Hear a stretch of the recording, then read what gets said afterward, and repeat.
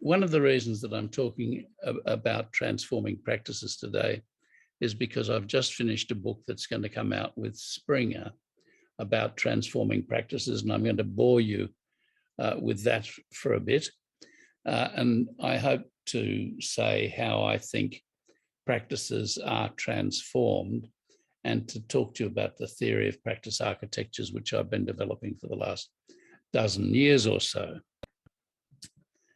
It doesn't want to go. So this is the book, Transforming Practices, Changing the World with the Theory of Practice Architectures, a very modest title, I think. And I'll just skim you through what the content of the book is to give you a sense of why I've been working on it after various books about the theory of practice architectures. First thing, changing the world is not a matter of changing social structures, a matter of changing practices. Practices leave as their after images these social structures. Things like patriarchy don't get changed by changing some social structure, they get changed by changing people's practices. I then give an example of a place that I worked with, a local example of world-changing community initiative modelling practices of sustainable urban living in Wagga Wagga, where I lived until recently in New South Wales in Australia. Then there's an introduction to the theory of practice architectures, part 1, about practices and how they're composed of sayings, doings and relatings, and the projects or purposes that orient practices, and I'll talk some more about that. And then the second part of the introduction is talking about the arrangements that compose practice architectures, and I'll talk a little bit more about that. But the key point is you can't change practices without changing the practice architectures that hold them in place. And so I'll talk a little bit more about that.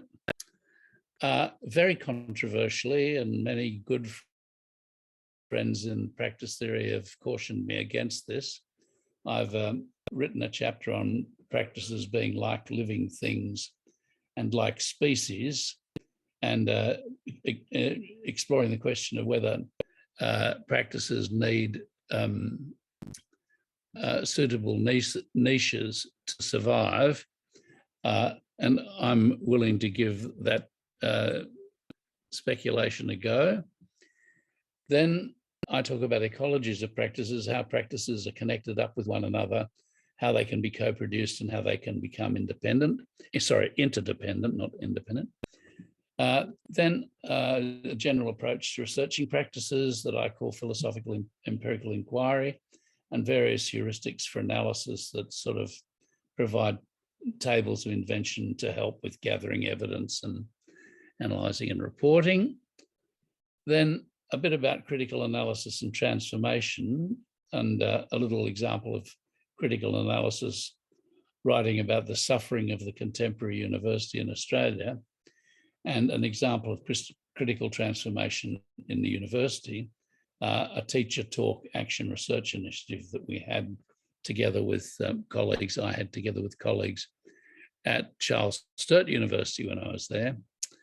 Then talking about the context in which we live with all of these potential changes, like Black Lives Matter, Indigenous, non-Indigenous relations. There's an example of Belarusian adventurism and people's responses to it, addressing the climate change and dealing with the COVID situation as examples of massive transformations that are taking place. One of the reasons for talking about these is to show that we live in a world that is constantly in a process of transformation.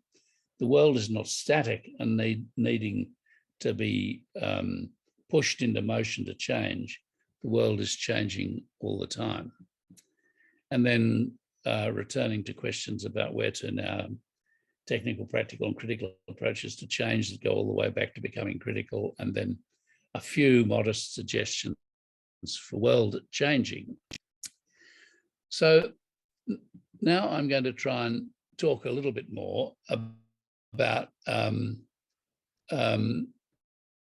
how practices happen, because it's the happeningness of practices that to me is the really crucial thing.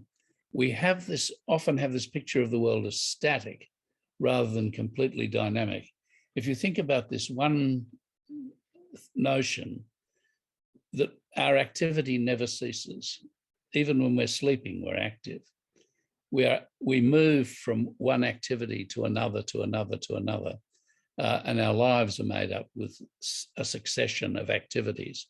So it's the happeningness of practice that we want to understand, the dynamics of their happening, how they unfold in time and space, what makes them possible, what holds them in their course. And so I say, in this theory, worked up with colleagues over a dozen or 15 years, practices are composed of sayings, doings, and relatings. Ludwig Wittgenstein talked about practices in terms of the sayings and doings, as does Ted Schatzky, the practice theorist. But I add to that relatings. Practices are always involved in relationships between people. They presume relationships with people and among people. But practices don't happen just by themselves. They are made possible by different kinds of arrangements, cultural discursive arrangements that provide the content for what's said in practices, material economic arrangements for what's done in practices and the context in which it's done, the material context in which it's done, and social political arrangements like role relationships or relationships between teachers and students and whatever. And these different kinds of arrangements together compose practice architectures that shape the course of practices. And that's why I say, in order to change practices, we need to change the practice architectures that hold them in their course. So the relationship between practices and the practice architectures that enable and constrain them is like the dialectical relationships between a river and its bed and banks. So the river is like the practice. Ordinarily, the river's bed and banks enable and constrain its flow.